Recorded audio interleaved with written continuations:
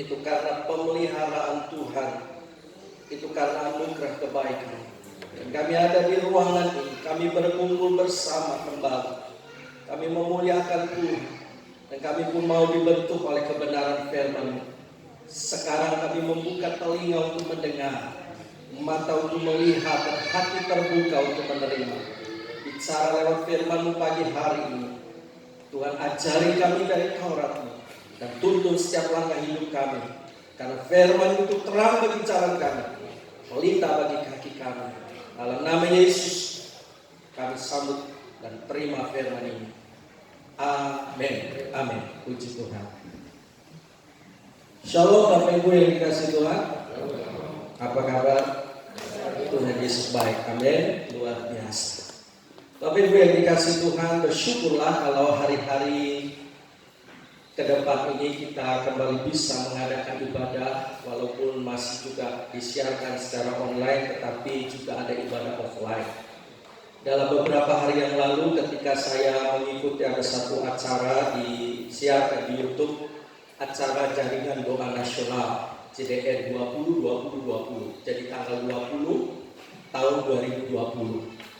Apa yang disampaikan oleh salah seorang narasumber, seorang hamba Tuhan, ada beberapa hamba Tuhan yang menyampaikan beberapa hal yang disampaikan dalam acara tersebut. Ada Bapak Pendeta Edi Leo, ada hamba Tuhan Insinyur Timotius Subekti, ada hamba Tuhan yang menyampaikan Insinyur Niko Nyotora Harjo, dan juga ada hamba Tuhan seorang pendeta yang namanya Bambang Wijaya. Dan yang menarik dari apa yang disampaikan oleh hamba Tuhan Bapak Pendeta Bambang Wijaya, beliau mengatakan seperti ini, ada sebuah keprihatinan bagi dirinya secara pribadi sebagai seorang gembala. Beberapa bulan ini karena adanya wabah pandemi COVID-19, maka terjadilah perubahan kehidupan kerohanian dari banyak umat Tuhan, dari banyak gereja Tuhan. Apa yang disampaikan Bambang Wijaya ini ada sebuah keprihatinan karena ada satu pola yang terjadi dalam kehidupan kerohanian umat Tuhan. Karena adanya siaran-siaran online, memang di satu sisi dimudahkan. Ketika anak-anak Tuhan tidak bisa bertemu secara korporat seperti kita, karena ada beberapa gereja yang masih belum bisa mengadakan pertemuan seperti kita hari ini, tetapi disiarkan secara online. Bang Wijaya mengatakan seperti ini, satu sisi memang ada kelebihan dari teknologi, tapi ada satu sisi keprihatinan dia sebagai seorang hamba Tuhan. Yang pertama, ini menjadikan budaya kehidupan umat Tuhan akhirnya memiliki respon terhadap ibadah itu. Dia banyak umat Tuhan akan memiliki konsep, saya akan dapat apa dari ibadah. Memang Bapak Ibu, ketika kita cari Tuhan, kita beribadah, pasti Tuhan akan mencurahkan berkat dalam kehidupan kita. Amin. Pasti. Tetapi persoalannya bukan itu yang tujuan utamanya. Nah, dari siaran-siaran online menciptakan sebuah budaya bahwa saya mau dapat apa. Maksudnya gimana? Saya mau dapat apa? Ketika seorang jemaat melihat siaran online, ketika ibadahnya disiarkan, lalu mereka melihat ibadahnya nggak menarik, cancel, cari yang lain, cari ibadah-ibadah yang lain. Nah, ini budaya yang terbentuk dari siaran-siaran online. Keprihatinan seorang hamba Tuhan Bambang Wijaya, seharusnya bukan saya mau dapat apa dari ibadah, tetapi seharusnya saya mau berikan apa kepada Tuhan ketika saya beribadah. Bapak Ibu yang dikasihi Tuhan, sebelum kita menerima saya mau dapat apa, mari kita tanya kepada diri kita, saya mau berikan apa sama Tuhan? Saya mau kasih apa sama Tuhan ketika saya datang? Dan budaya hari-hari ini karena wabah pandemi ini menciptakan sebuah pelayanan siaran online di satu sisi bagus, karena Injil kerajaan firman Tuhan diberitakan secara lebih luas lagi. Tetapi sisi negatifnya juga ada. Jadi menciptakan budaya saya mau dapat apa, ketika seseorang tidak mendapatkan sesuatu, dia mulai berubah, ganti tayangannya. Beda kalau ibadahnya secara korporat, Sekarang Bapak Ibu datang di tempat ini. Kalau Bapak Ibu merasa tidak dapat sesuatu di tempat ini, apa kamu datang langsung keluar? Saya mau cari gereja yang lain. Nggak bisa kan? Kalau ibadah korporat ya udah kedatang, mau nggak mau duduk dia. Tetapi kalau siaran online, ya terserah. Saya nggak suka dengan ini, saya ganti, pindah tayangan ke yang lain. Kita berdoa supaya pandemi COVID-19 ini cepat selesai. Amin. Supaya kembali umat Tuhan bisa sama-sama berkumpul. Sebab ada satu ayat firman Tuhan dalam Ibrani pasal 10 ayat 25 mengatakan bahwa janganlah kamu menjauhkan diri dari pertemuan-pertemuan ibadah. Sebab ayat ini adalah bagian dari firman Tuhan. Dan Tuhan memerintahkan jangan kamu menjauhkan diri dari pertemuan-pertemuan ibadah. Nah, kalau siaran-siaran online belum tentu semua juga bisa mengikuti. Kalau sarananya nggak ada, bagaimana dia mau ngikutin pakai apa? Kalau dia punya sarana, HP-nya ada, laptopnya ada, kuotanya nggak ada, dia juga nggak bisa menyaksikan itu. Oke, sekarang laptopnya ada, HP-nya ada, kuotanya ada, tapi jaringannya tidak stabil, putus-putus. Ketika sudah kata, mari angkat tangan Tuhan Yesus baik, amin, amin, angkat tangan, kata muter, kapan turunnya, muter terus, kapan turunnya nih, diputar, jaringannya nggak stabil, tetap masih banyak kekurangan. Dan di samping itu saya secara pribadi pun berpikir begini, kalau terus-terusan ibadah itu siaran online, maka Ibrani 10 ayat 25 sudah terhapus dari kehidupan gereja. Karena bagaimana seseorang bisa mengadakan pertemuan-pertemuan ibadah? Mereka sendiri tidak punya pertemuan ibadah. Bagaimana mentaati Ibrani 10 ayat 25? Tidak bisa. Dan keprihatinannya adalah jangan sampai setan memiliki strategi untuk memisahkan umatnya jauh dari kita. Nah, hari ini kalau kita bisa hadir bersama-sama berkumpul secara korporat, bersyukurlah. Gunakan kesempatan ini dengan sebaik-baiknya. Karena ada satu saat ya digoncang dengan pandemi, banyak gereja tidak bisa mengadakan ibadah secara korporat. Dan kalau kita masih bisa hadir, pergunakan dengan sebaik-baiknya. Jangan prioritas yang pertama adalah saya mau dapat apa dalam ibadah.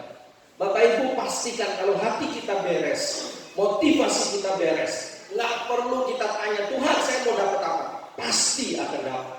Amin.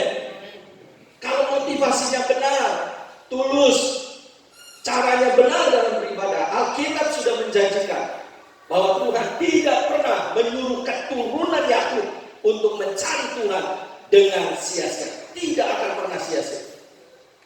Jadi akan selalu Tuhan buat sesuatu dalam kehidupan umat.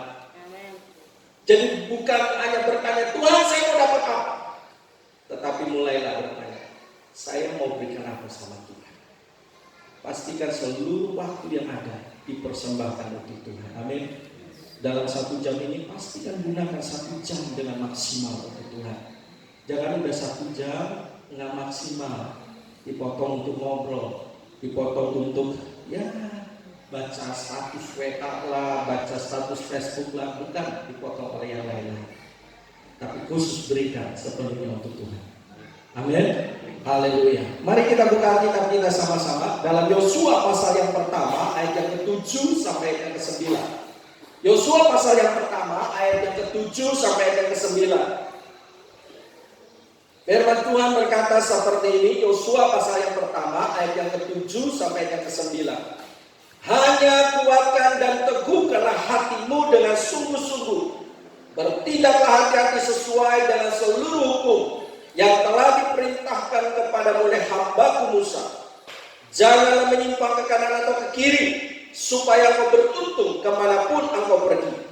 Janganlah kau lupa memperkatakan kitab Taurat ini, tetapi renungkanlah itu siang dan malam, supaya kau bertindak hati-hati sesuai dengan segala yang tertulis di dalamnya. Sebab dengan demikian perjalananmu akan berhasil dan engkau akan beruntung. Bukankah telah perintahkan kepadamu, kuatkan dan teguhkanlah hatimu, janganlah kecil dan tawar hati, sebab Tuhan Allahmu menyertai engkau kemanapun engkau pergi. Yang setuju katakan amin. Ada kata kunci dalam 3 ayat ini.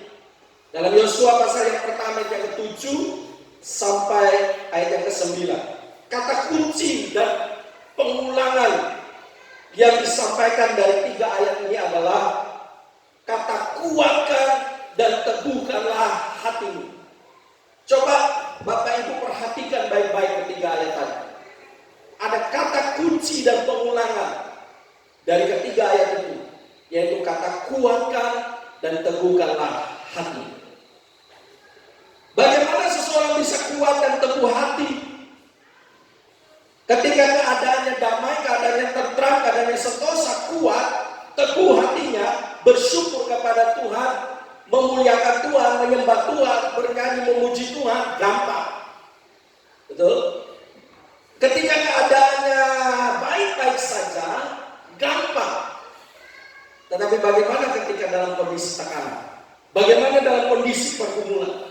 Bagaimana dalam kondisi penyakit? Bagaimana dalam kondisi kesusahan, kesulitan hidup? Bagaimana bisa tetap kuat, tetap teguh? Kata kunci yang kita mau soroti dari ketiga ayat ini, dan saya mau share pagi hari ini. Kuatkan, teguhkan hatimu. Terlebih kalau kita melihat kondisi hari-hari sekarang ya, pandemi COVID-19 belum berakhir. Ya dari bulan Maret sampai sekarang, bukan hanya Indonesia tapi seluruh dunia mengalami pandemi COVID-19. Dan COVID-19 ini bukan menghajar sendi kesehatan semata, tapi banyak sendi kehidupan dihajar oleh COVID-19.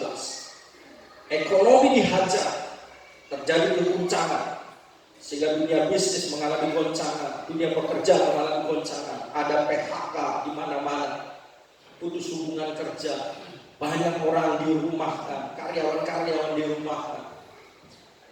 Dan belum lagi sekarang muncul di Indonesia, akhirnya demo buruh berjilid-jilid. Dampak dari pandemi COVID-19 gak main-main. Sendi ekonomi dihajar, sendi kesehatan sudah pasti, sendi perpolitikan dihajar. Kenapa? Karena mulai muncul lawan-lawan politik yang tidak puas dengan kinerja pemerintahan muncul. Dan sendi pendidikan juga dihajar. Anak-anak sekolah tidak bisa juga mengadakan sekolah seperti biasa, pertemuan di sekolah, di kelas, tetapi harus diadakan secara online, masing-masing di rumah. Dan ini pun menciptakan budaya yang baru, budaya yang menyusahkan juga orang tua. Kadang-kadang ya, anaknya main, orang tuanya yang kerjain, gitu ya. Banyak itu, banyak keluhan dari orang tua. Aduh, mendingan anak-anak sekolah kembali dah daripada online begini. Bukannya tambah santai, justru orang tua dipaksa lagi harus belajar matematik, harus belajar lagi IPS, harus belajar lagi IPA.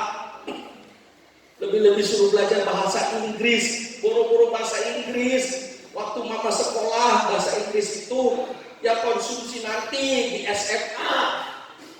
Ini anak SD sudah belajar bahasa Inggris, mamanya suruh bahasa Inggris. Bahasa Sunda aja belepotan, bahasa Indonesia aja belepotan, sekarang suruh kerjain bahasa Inggris. What's your name? Ini apa? What's your name? What's your name? Ya kan? Sendi pendidikan dihajar. Dan sendi kerohanian, sendi keagamaan pun dihajar oleh pandemi COVID-19. Dan itu terbukti. Yang tadinya gereja-gereja bisa beribadah dengan leluasa, dibatasi. Iya kan? Dibatasi. Gara-gara apa? Gara-gara sesuatu yang kecil yang gak kelihatan. Apa yang kecil yang gak kelihatan? Itu si corona. Yang kecil yang gak kelihatan. Manusia gak dihajar dengan yang besar, tapi dengan yang kecil dan yang tidak kelihatan. Virus. Gara-gara yang kecil ini dunia goncang. Tidak ada satu negara pun yang bisa memastikan sudah betul-betul aman. Negara adik kuasa sekelas Amerika pun kewalahan. Cina juga kewalahan. Belum ada satu negara pun yang benar-benar bisa mengklaim 100% bahwa bisa menyelesaikan COVID-19 oleh sesuatu yang kecil, Bapak Ibu. yang tidak kelihatan. Manusia sudah ketakutan luar biasa. Pakai masker, face shield, jaga jarak, sering cuci tangan. Sebelum COVID boro-boro cuci tangan. Maka di pecel lele juga disediain kobokan, kadang-kadang dikobok, kadang-kadang enggak, iya kan? Sekarang nggak bisa, harus cuci tangan gitu kan, apalagi kalau masuk di tempat-tempat yang ada penjagaan, nggak bisa sembarangan. Bayangkan Bapak Ibu, dengan sesuatu yang kecil yang nggak kelihatan, manusia dihajar dan kewalahan, bukan oleh nuklir, bukan oleh bom atom. Memang bom atom bisa memusnahkan massal, tetapi tidak tersebar seluruh dunia.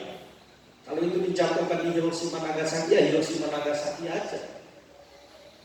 Tapi sekarang corona jebret menyebar ke seluruh dunia. Kecil nggak kelihatan. Bagaimana kita mau bisa kuat menghadapi keadaan yang seperti ini? Alkitab memberitahukan, kuatkan, teguhkan hatimu. Persoalannya sekarang, mengapa kita harus tetap kuat? Jaminannya apa? Biasanya manusia mau melakukan sesuatu kalau ada dasar alasan. Betul? Saya percaya sulit untuk orang bisa melakukan dan mengerjakan atau mentaati sesuatu kalau nggak ada dasar alasannya apa. Saya ngerjain ini. Kenapa? Mengapa? Buat apa? Jadi dasar alasannya apa? Nah, mari kita sama-sama belajar pada saat pagi hari ini. Kuatkan dan teguhkan hati. Mengapa? Yang pertama, kenapa kita harus kuat dan teguhkan hati? Memang ayat ini secara khusus disampaikan kepada Yosua. Yosua menggantikan Musa pada waktu itu sebagai pemimpin yang memimpin bangsa Israel keluar dari Mesir menuju tanah Kanaan. Karena Musa tidak diizinkan Tuhan masuk ke negeri berjanji. Musa hanya bisa melihat tapi tidak bisa masuk karena keteledoran dan kecerobohan. Jadi digantikan oleh Yosua. Nah, pada waktu Tuhan mau ganti Musa kepada Yosua, Tuhan pertama perintahkan kepada Musa. Kalau nanti Bapak Ibu baca di Ulangan pasal 31, kita akan mendapatkan alasan yang pertama, kenapa Tuhan mau supaya Yosua ini dipersiapkan kuat, teguhkan hatinya. Nanti baca di rumah Ulangan pasal 31.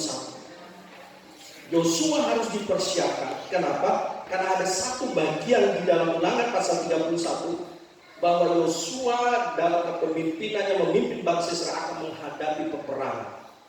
Akan ada peperangan demi peperangan. Perang itu nggak enak. Perang itu pasti akan menelan korban. Perang itu akan menghasilkan kesakitan. Perang akan menghasilkan bencana. Perang akan menghasilkan kesusahan. Akan ada peperangan. Jadi kalau tidak dipersiapkan kuat dan teguh, pasti akan kecewa nih orang. Nah, sekarang Bapak Ibu, kalau kita sebagai orang percaya hanya diajar dari kebenaran firman Tuhan bahwa Tuhan akan berkati, Tuhan baik, Tuhan berkati, tapi kita juga nggak dipersiapkan untuk meneguhkan dan menguatkan hati kita, kekristenan akan menjadi hancur. Kenapa? Kan banyak orang yang kecewa pada akhirnya. Mana? Katanya dihotbahkan Tuhan baik, buktinya saya nggak merasakan tuh kebaikan Tuhan. Khususnya sekarang ini, pandemi COVID-19 ini, mana Tuhan, mana kuasa-Mu, mana mujizat-Mu. Dan beberapa bulan yang lalu kan ramai ya, mana gereja-gereja, mana kuasa Tuhan. Bisa nggak coba adakan kegerakan doa untuk supaya pandemi COVID-19 ini ditangking, dihancurkan. Mana gereja-gereja yang begitu piawai dengan pelayanan kesembuhan ilahi? Kok nggak muncul? Banyak pertanyaan. Banyak keluhan demi keluhan. Satu hal, kalau umat tidak dipersiapkan dengan baik, umat akan banyak kecewa. Kita pribadi pun akan kecewa kalau kita tidak mempersiapkan diri untuk kuat dan teguh. Jadi kalau hanya dipandangnya mujizat, kuasa, berkat, nggak salah.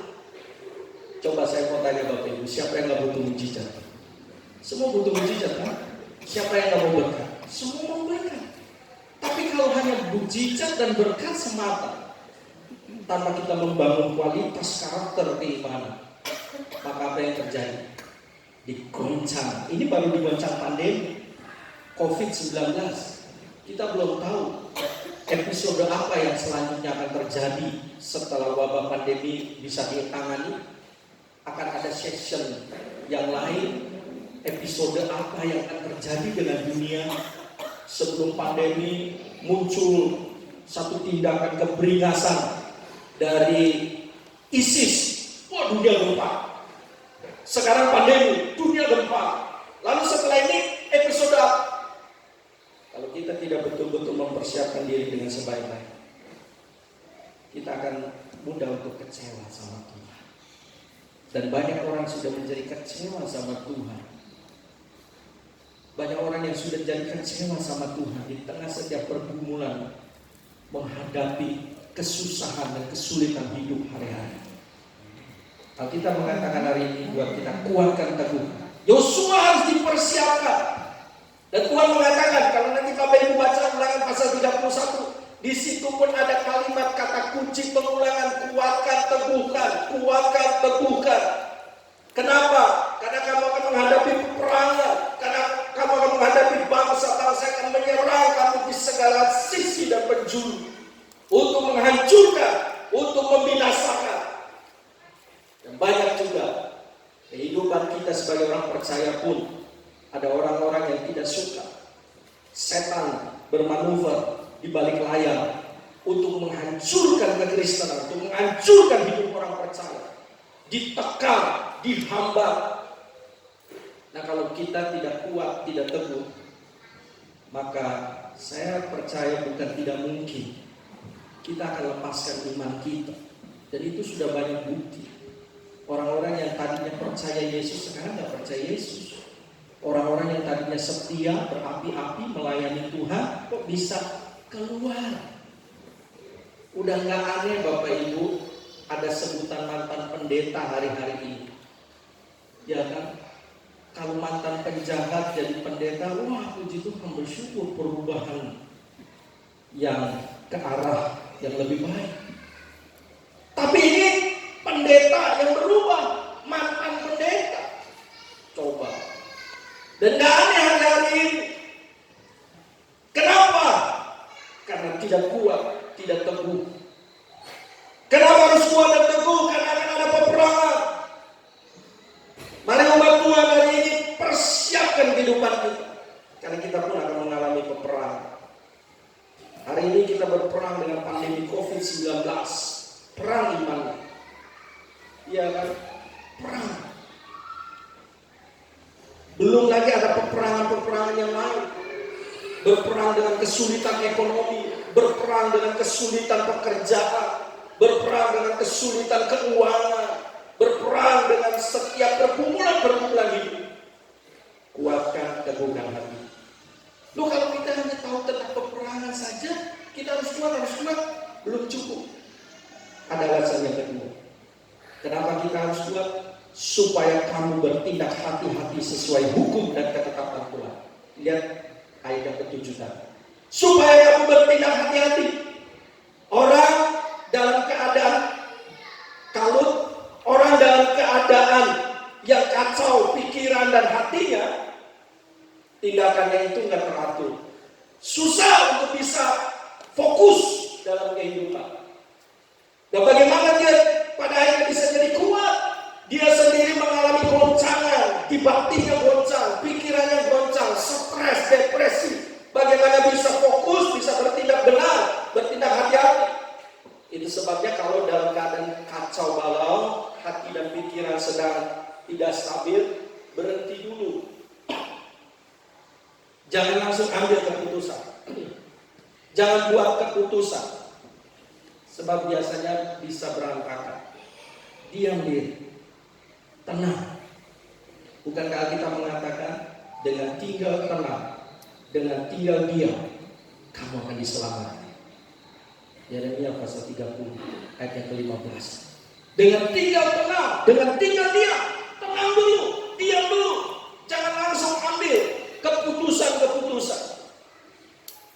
Alkitab mengatakan kamu nggak bisa teguh, kamu nggak bisa kuat kalau kamu nggak tenang, kamu nggak bisa bertindak hati-hati kalau kamu nggak bisa teguh, nggak bisa tenang. Dan dua hal ini harus berkaitan, tidak bisa. Berarti kita harus hati-hati dulu baru teguh, atau teguh dulu baru hati-hati. Bukan masalah pilihan kita teguh dulu baru kita berhati-hati, atau kita berhati-hati dulu baru bisa teguh. Dua-dua harus berjalan seiring. Kita tidak bisa teguh kuat kalau kita tidak bertindak hati-hati. Kita pun tidak bisa bertindak hati-hati kalau di dalam diri kita nggak bisa kuat, nggak bisa teguh. Kacau, depresi, stres. Coba saja orang yang depresi susah ambil keputusan, bingung. Yang ketiga, kenapa kita harus kuat dan teguh? Supaya engkau beruntung kemanapun engkau pergi. Perhatikan, ada janjinya Tuhan. Kata kemanapun, saya mau tanya Bapak Ibu, kemanapun ada batasnya? Loh? Tidak ada. Kemanapun itu bicara tentang unlimited, tanpa batas. Ketika kita teguh, ketika kita kuat, tenang, kita bisa bertindak hati-hati, kita pun akan mengalami keberuntungan. Kita akan menerima hasil yang baik dalam kehidupan kita. Itu keuntungannya supaya kamu kuat teguh, supaya kamu beruntung kemanapun.